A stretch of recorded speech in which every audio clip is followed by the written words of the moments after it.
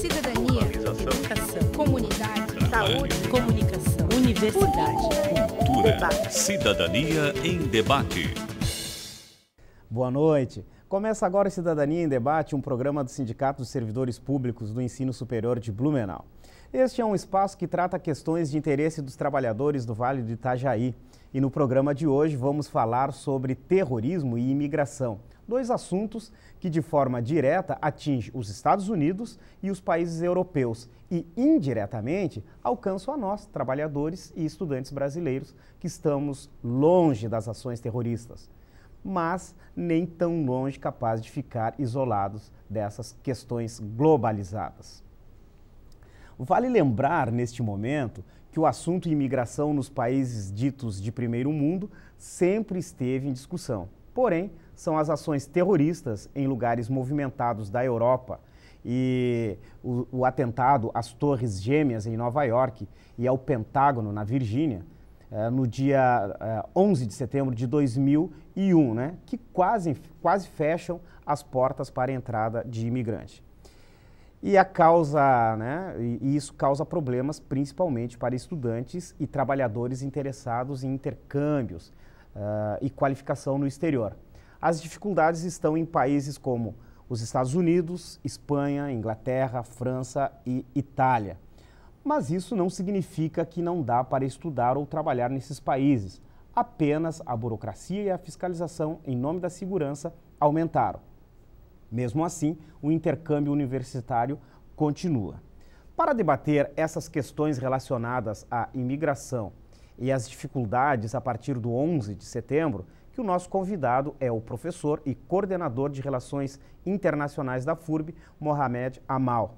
E vamos começar por uma questão que envolve inclusive a FURB, Esses problemas dificultam o trabalho de Relações Internacionais da FURB?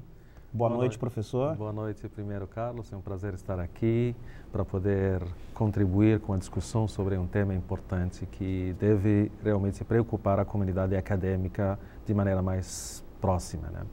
Eu acho que afeta um pouquinho, sim, indiretamente, como você falou na sua introdução. Porém, eu acho que o intercâmbio hoje e a mobilidade estudantil na maioria das universidades, ela representa dentro desse fluxo de controle de imigração uma exceção, porque o intercâmbio e a mobilidade estudantil está crescendo em praticamente todos os países. No Brasil, nós estamos crescendo significativamente em universidades federais, estaduais, inclusive nas universidades privadas. Na FURB, nós conseguimos, apesar de todas as restrições e os controles que efetivamente se tornaram muito rígidos desde 2001, nós conseguimos crescer significativamente. Nos últimos 3 anos, 4 anos, nós praticamente saímos de menos de 10 alunos de intercâmbio e o ano passado fechamos entre alunos recebidos e alunos enviados mais de 150 alunos. Então há um movimento crescente que representa um interesse também por imigração mais qualificada, por intercâmbio entre as universidades, onde o conhecimento ele é fundamental no processo de desenvolvimento dos países. O assunto imigração é um assunto muito antigo, Mas a questão das ações terroristas, mundo afora, colocam os países aí meio que em alerta, pensando na questão da segurança.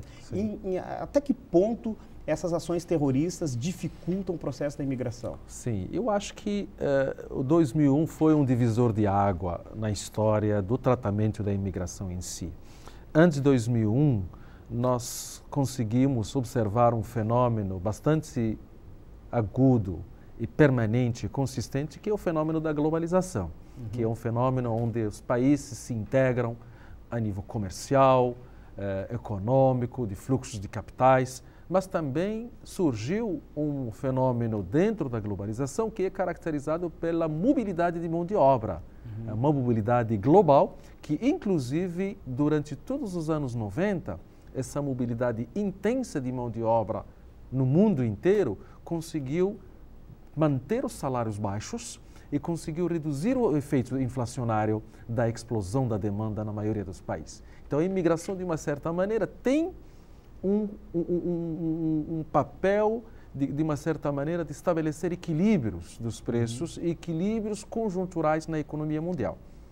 Agora, a partir de 2001, entrou uma variável nova, que é a variável da segurança nacional, com a explosão das Torres Gêmeas, com ações terroristas que atingiram não nos Estados Unidos apenas, mas países europeus, inclusive países árabes, Sim. que também sofreram muito, Marrocos, Tunísia, Egito e assim por diante, diversos países. Isso acabou criando um fenômeno de controle rígido nas fronteiras e também colocou Europa e Estados Unidos perante uma nova questão relacionada à imigração. Será que as nossas políticas de integração dos imigrantes feita até agora, ela é consequente com os nossos ideais democráticos, de liberdade, de bem-estar social ou não? Porque os imigrantes, grande maioria deles, vivem em guetos, vivem isolados. Como na França, Como né? na França, como na Alemanha, como na Espanha, como nos Estados Unidos. Então, há um isolamento muito grande e nós vimos que muitos dos terroristas que foram responsáveis pelos atentados se formaram, estudaram, alguns deles cresceram nos Estados Unidos e na Alemanha e na Espanha.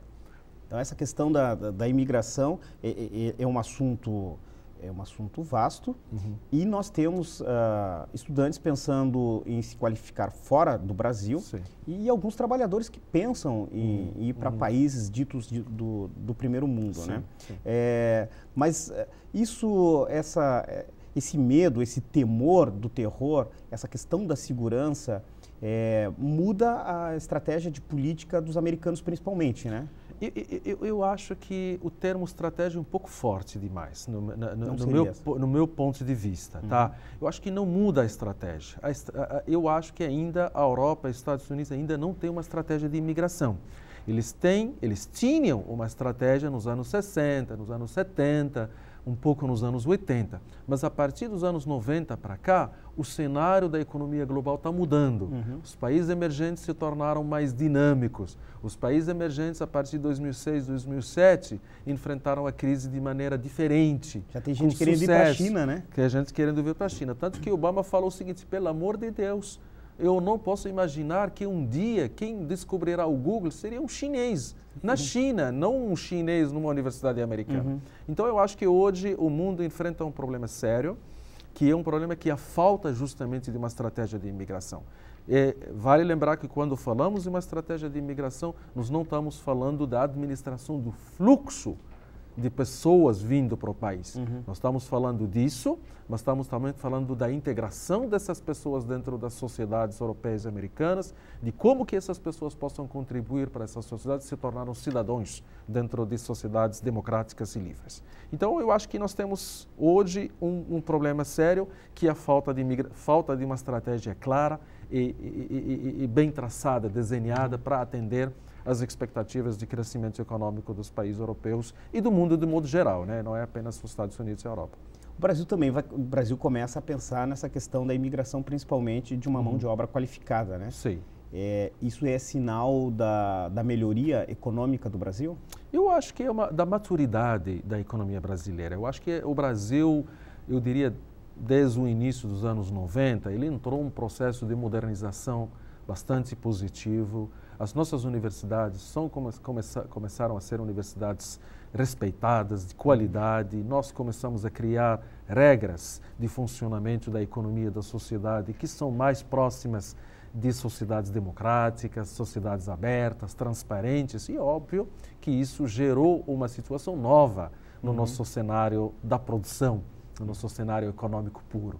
O nosso custo de mão de obra subiu muito, aumentou muito. É uma questão subjetiva, mas que atendeu às expectativas dos trabalhadores em termos de melhoria dos seus direitos, que foram objeto de discussões e de lutas desde o século XIX no mundo inteiro. Então é legítimo isso, só que isso também criou um desafio para a nossa estrutura industrial de competitividade. Nós estamos migrando mais para estruturas industriais e matrizes industriais que necessitam de mão de obra qualificada. E o Brasil já está com déficit de mão de obra qualificada. Eu acredito que daqui a alguns anos o Brasil vai ter que discutir no cenário nacional uma política de imigração mais diferenciada. Buscar essa mão de obra de fora. Eu diria que promover um cenário de troca e de intercâmbio com países amigos e países parceiros para troca de competências, para promover a mobilidade de profissionais. Como que a Europa resolveu o problema da qualificação? Criou um mercado comum. E o mercado comum não é apenas a livre circulação de bens e serviços e capitais, é a livre circulação de pessoas. Sim. Então, nós poderíamos pensar, talvez num processo de integração sul-americano, de pensar na possibilidade de promover uma livre mobilidade de mão de obra, especialmente de mão de obra qualificada, para dar suporte para esse fenômeno de expansão econômica competitiva. Professor Mohamed, é interessante nós pensarmos esse assunto de imigração e a questão do Brasil, porque até pouco tempo os nossos pesquisadores, os nossos doutorandos iam para o exterior e alguns não voltavam. Sim. Né? Hoje eles vão e voltam, e mais, tem pesquisadores interessados em vir para o Brasil. Né? A educação é um setor onde a gente pode exemplificar melhor essa questão da imigração para o futuro no Brasil? Eu acho que sim. Eu acho que sim. Tanto que hoje, a maioria das universidades brasileiras está preocupada com a questão de intercâmbio, de mobilidade estudantil. Por quê? Porque é preciso preparar o sistema de educação superior no Brasil, eu digo sistema de educação, pesquisa, ensino, extensão, em todas as suas modalidades, de se inserir nos padrões internacionais de ensino e de pesquisa. É por isso que o Brasil e as universidades estão tomando a liderança desse processo de atrair pesquisadores do exterior, de enviar alunos e professores para o exterior na forma de estágios de pesquisa, estágios de ensino. Isso contribuirá seguramente a criar um ambiente de conhecimento e de inovação que o Brasil está precisando. Que o Brasil está precisando, eu diria, de maneira urgente, para poder dar suporte a essa expansão econômica, para torná-la mais competitiva globalmente. Porque está vindo, alguns professores estão vindo, principalmente da Europa, para trabalhar nas universidades particulares, né? Sim, sim. Diversas universidades hoje ainda privadas, quando abrem edital de contratação, já abrem editais também para professores de outros países. Na FURB nós temos uma experiência que vale mencionar. Nós todo ano, há 3 anos, nós recebemos anualmente 3, 4 professores estrangeiros para lecionar dentro dos nossos departamentos. Quais são os departamentos? Nós temos no CCSA, Centro de Ciências Sociais Aplicadas, no CCT, no Centro de Ciências Tecnológicas. Nós, inclusive, o ano passado recebemos um professor que ficou mais de um mês aqui dando um curso concentrado na área de engenharia elétrica e telecomunicação. Esse ano nós recebemos 2 professores da Suécia na área de desenvolvimento de produtos e energias renováveis.